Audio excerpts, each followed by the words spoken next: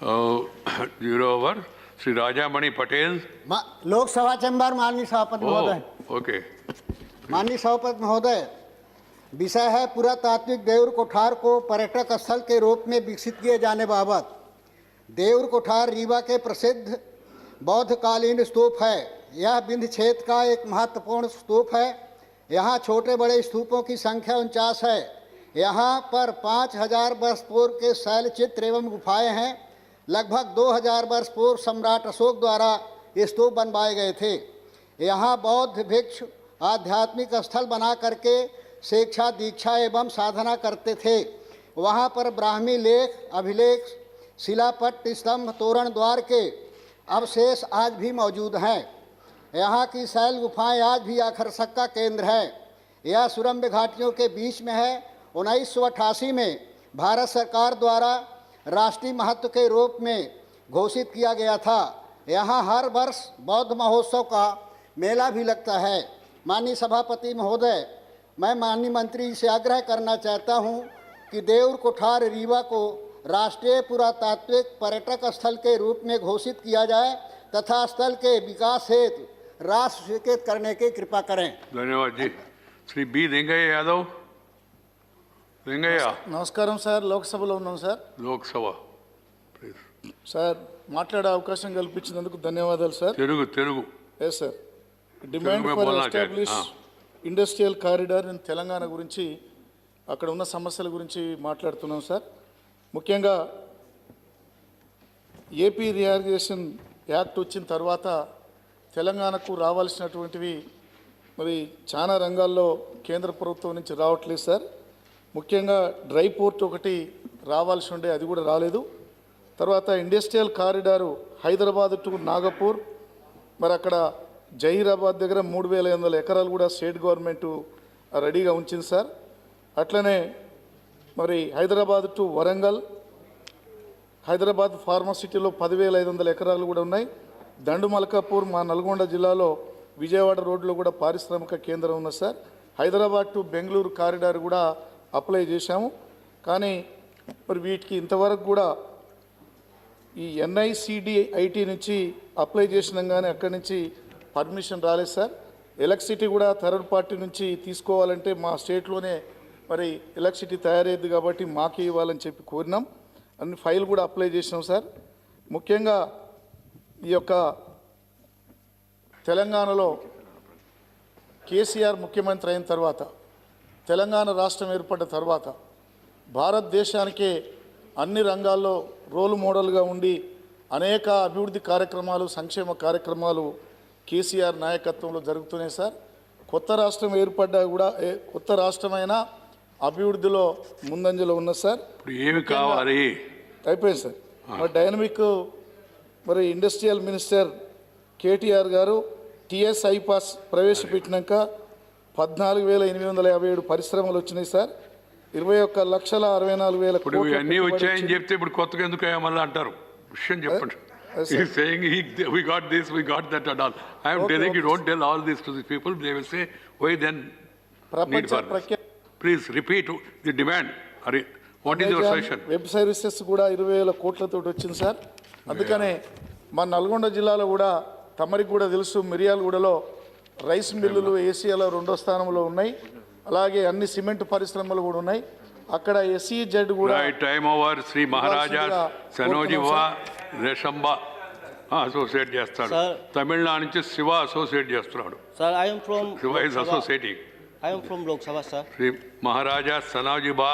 From Lok Sabha, sir. From Lok Sabha. Lok Sabha. Honorable Chairman, sir, Manipuri language means Meitei law was included in the 8th schedule of the Indian Constitution on 20th August 1992, along with other languages like Konkani and the Nepali. Accordingly, Konkani and the Nepali, we are already included in Indian currency notes. Now Manipuri is being taught up to MA first semester in the Manipuri script, Meitei Mayek.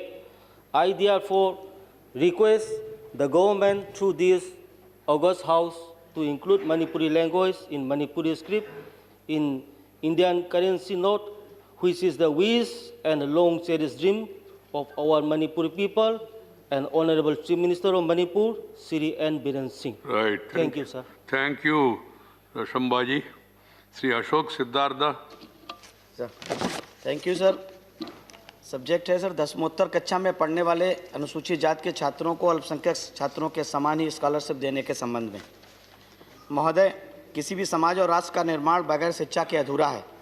इसी कड़ी में मैं सदन का ध्यान बहुत ही ज्वलंत मुद्दे पर दिलाना चाहूँगा कि पूरे देश में अनुसूचित जाति के छात्र छात्राओं को दसमोत्तर कक्षा में पढ़ने वाले छात्रवृत्ति के लिए केंद्र और राज्य सरकार का अनुपातिक संबंध 60-40 का रहा है, लेकिन इस दलित विरोधी सरकार ने वर्ष 2017-18 से अनुपातिक संबंध 60-40 के स्थान पर 10-90 अर्थात 10% केंद्र सरकार और 90% राज्य सरकार के लोगों को शिक्षा से की जिम्मेदारी डालकर दलित समाज के लोगों को शिक्षा से वंचित करने का मन बना लिया है।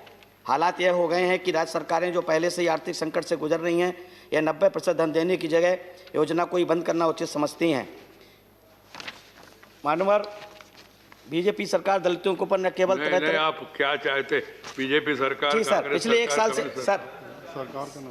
सरकार है सर पिछले एक साल से यह मामला कैबिनेट में विचाराधीन है, लेकिन प्रधानमंत्री जी को अभी समय नहीं मिला है कि 60 लाख पिछले 14 राज्यों के 60 लाख दलित बच्चे छात्रवृत्ति न मिलने के कारण 10वीं कक्षा अर्थात 11वीं और 12वीं तक की पढ़ाई अधर में छोड़ देंगे। अतः मैं आपके माध्यम से सरकार से आग्रह करना चाहूँगा कि सरकार दलितों की वास्तविक हितैषी है तो जिस प्रकार दसमोत्तर कक्षा में पढ़ने वाले अल्पसंख्यक छात्र के बच्चों के लिए 100% और अनुसूचित जनजाति छात्रों के लिए 75 और 25 अनुपातिक इसमें, तो इसी प्रकार 60 लाख बच्चों को भी 100% केंद्रीय स्कॉलरशिप अन्यथा देकर के इन्हें पढ़ने वाले बच्चों के भविष्य को संवारे, उनकी शिक्षा को सतत जारी रखें। धन्यवाद। आपने इतना अच्छा विषय लिया, वो विषय के ऊपर ध्यान देना था, फिर इधर उधर गया, मामला गया। मंत्री जी विषय सभापति महत्वपूर्ण है। सभापति महोदय, पोस्ट मैट्रिक छात्रवृत्ति का एक फार्मूला 40 साल से अधिक समय से चल रहा था और उस फार्मूले के आधार ये था कि 5 सालों में, पंचवर्षीय योजना के 5 सालों में सबसे अधिक जिस राज्य ने उस साल में पैसा दिया है वो कमिटेड लायबिलिटी बन जाती थी और उतना पैसा फिर राज्य सरकार को देना पड़ता था और बाकी जो बचता था वो केंद्र सरकार देती थी। इसका दुष्परिणाम ये निकला कि कई राज्य, मैं ये कहूँ कि आधे से अधिक राज्यों को एक पैसा भी केंद्र से नहीं जाता था फार्मूले के हिसाब से। हमने इस फार्मूले को बदल करके 60-40 का रेशो कर दिया। 60-40 अर्थात 60% केंद्र सरकार देगी और 40% राज्य सरकार देगी और इस कारण से अब कोई भी राज्य ऐसा नहीं होगा जहां छात्रवृत्ति नहीं मिलेगी केंद्र से। केंद्र से 60% मिलेगा। जितना पिछले साल उन्होंने खर्च किया है उसका 60% देंगे। निश्चित रूप से सभी राज्यों को अब छात्रवृत्ति। धन्यवाद नेताजी। अब उनको नहीं please 0 over if necessary you can call Ashok Siddharth and समझाइए उनको। कोई विषय है तो आपस में जाके मिलने में क्या प्रॉब्लम। श्री मुजीबुल्लाह खान लोकसभा का, यहाँ प्लीज। माननीय अध्यक्ष महोदय, केंद्र सरकार के जो अच्छे प्रोग्राम्स में स्वच्छ भारत मिशन भी एक बहुत अच्छा प्रोग्राम है। खास करके माननीय प्रधानमंत्री इसको बहुत सीरियसली लिए हैं। मैं एक बात कहना चाहता हूं कि जो कागज़ और कलम में है कि कितना करोड़ स्वच्छ भारत मिशन में टॉयलेट बना है, वो सचमुच बना है या सिर्फ कागज़ में बना है, एक बात।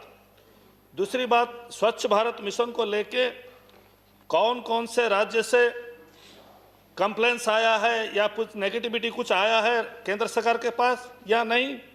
हमारे राज्य में उड़ीसा में मेरे मुख्यमंत्री माननीय नवीन पटनायक कि जब स्वच्छ भारत के मिशन में जो थोड़ा सा गड़बड़ी पता चला, खास करके मेरे डिस्ट्रिक्ट में, नवरंगपुर डिस्ट्रिक्ट में झरी गांव बोल के एक पंचायत समिति है, एक ब्लॉक है, जहां पर स्वच्छ भारत मिशन के नाम में खाली घर बनाए थे, फोटो उठा के पैसा खा गए थे।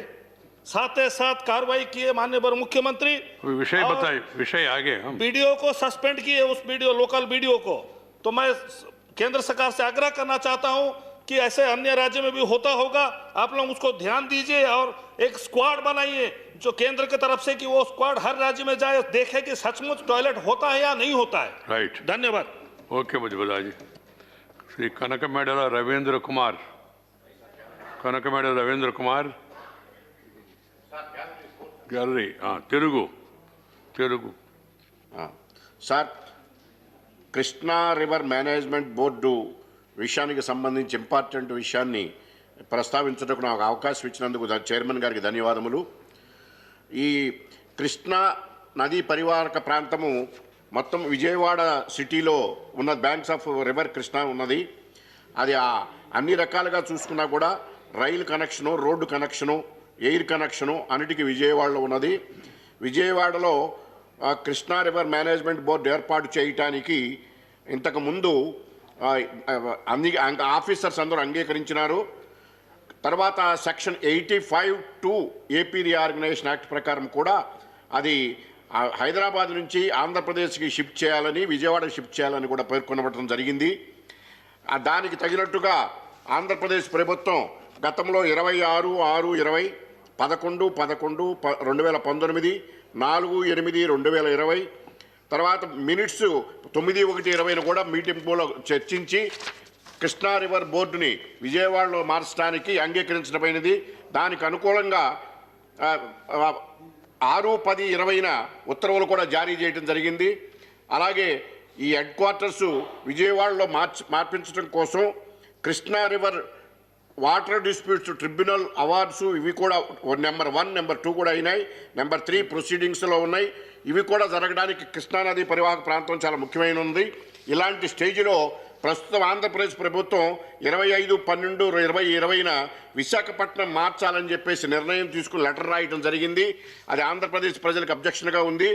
దీన్ని తెలంగాణ ప్రభుత్వం కూడా 15/1/2021 లెటర్ రాస్తూ విజయవాడ మార్చడానికి అభ్యంతరం తెలిపి ఉన్నారు, విశాఖపట్నం మార్చడానికి. అందువల్ల జలశక్తి మినిస్టర్ చర్య తీసుకుని ఈ విషయంలో కృష్ణా రివర్ మేనేజ్మెంట్ బోర్డుని కృష్ణా నదీ పరివాహక ప్రాంతమైన విజయవాడలో ఏర్పాటు చేయడానికి తగు చర్యలు తీసుకోవాల్సిందిగా సూచిస్తున్నాం. మంచిది, మంచిది. దీనికి సంబంధం లేదు. No please conclude. ఈ Krishna river management board to be kept in Vijayawada, not to shift in Visakhapatnam. That is your point. That's all. He was quoting all the GOs earlier orders. Sri Bikash Ranjan, CPM. Sorry, Sri Bikash Ranjan. Bikash Ranjan ji kahan hai? Yes. I'm in the Lok Sabha, please. Lok Sabha chamber. Boliye. This matter relates to the Rights of Persons with Disabilities Act. This act was enacted pursuant to commitment to the International Covenant. Now, there were 9 institutes. The government is proposing to reduce them to 4 clusters. If that is done, ultimately the benefit which was sought to be given to these disabled persons would really be frustrated.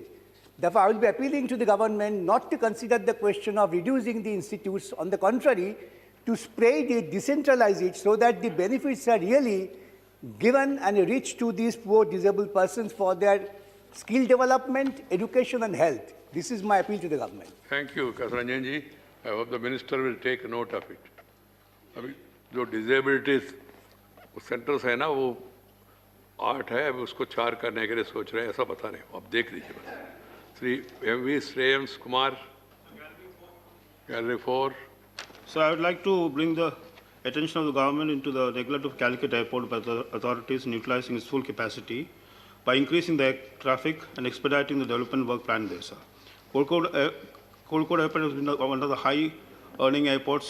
It was earning about 160 crore per year. Now it has been reduced to about 70 crores. So Hajj embarkation has been shifted to Cochin, which is affecting about 15,000 Hajj pilgrims from Malabar. So international flights have been decreased to half. It happened after the crash of Air India on 7th August 2020.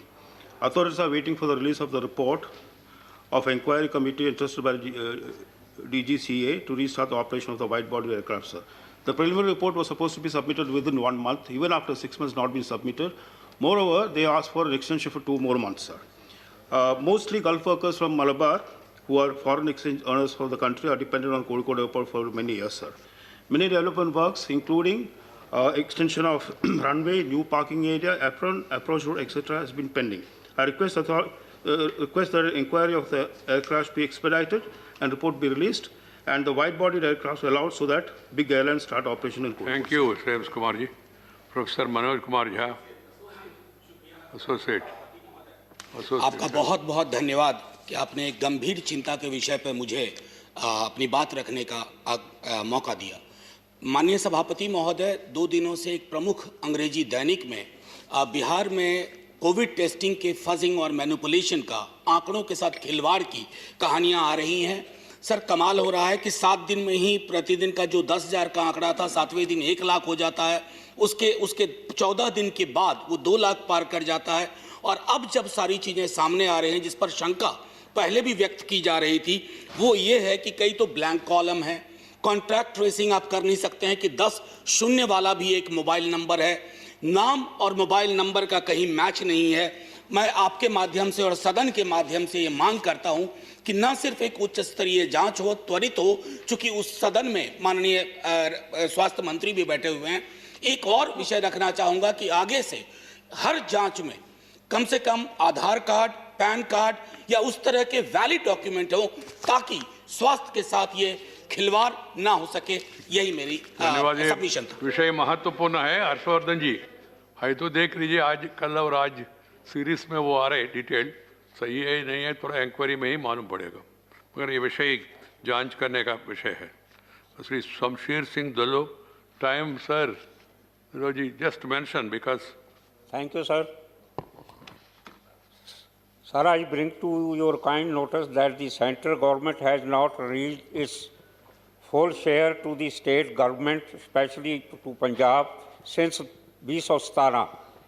And as a result of this, lakhs of vulnerable SC students are suffering as the unaided and private colleges have resorted to pressure tactics by denying admission to the SC student and compelling enrolled student to drop out in the middle of course, causing disruption of studies and now withholding their degrees in Punjab also. I humbly request you to kindly direct the central government to release the funds immediately. Thank you. धन्यवाद जी। मंत्री जी respond करना चाहते हैं। अच्छा है, हाँ। माननीय सभापति महोदय, 1 मिनट में। हाँ, ये कहना सही नहीं है कि पंजाब राज्य को उसके शेयर की राशि केंद्र से नहीं दी गई। जो हिस्सा उनका बनता था वो सब दिया गया। जो पैसा दिया गया उसका यूटिलाइजेशन सर्टिफिकेट उन्होंने नहीं दिया। बहुत सारी अनियमितताएं की। उस अनियमितता की जांच शासन स्तर पर भी हुई और कोर्ट स्तर पर भी ये मामला गया हुआ। वो अभी भी यूटिलाइजेशन सर्टिफिकेट देंगे और उन्होंने क्लियरेंस देने की बात कही थी, वो देंगे। तो अगर उनका कोई हिस्सा बनता है तो हम उनको प्रदान करेंगे। ठीक है। Dola ji, take it up with the appropriate authorities in the state. वो कह रहे यूटिलाइजेशन सर्टिफिकेट मिले तो देखेंगे।